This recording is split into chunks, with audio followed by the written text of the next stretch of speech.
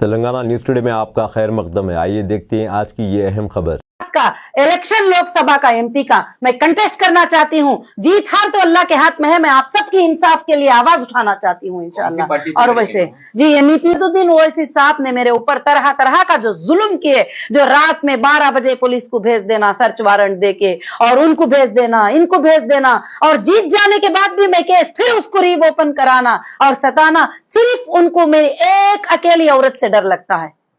پورے دیش میں جتنی عورتیں ہیں ان کو کوئی ڈر نہیں لگتا, ایک اکیلی عورت سے ڈر لگتا ہے. اب اور گھبرائے ہوئے ہیں. کیوں کہ ان کے اوپر نیچے کی کورٹ میں 100 کروڑ کا مان ہانی کیس جو ہے میں جیت چکی ہوں.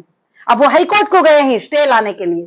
کیوں کہ ایک عورت ہونے کے ناطے مجھے بہت ستایا گیا ہے.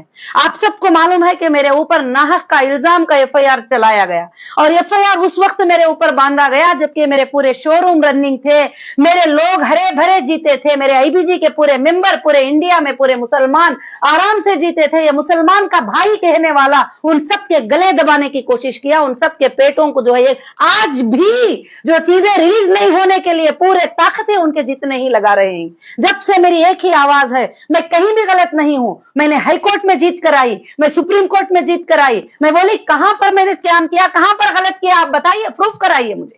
کون سی بیان کو ڈبایا ہے, کس کو ڈبایا ہے, کیا کیا ہے. آج میں یہ بات بتانا چاہتی ہوں, میں ان ظلموں کو ختم کرنے کے لیے میں حیدرآباد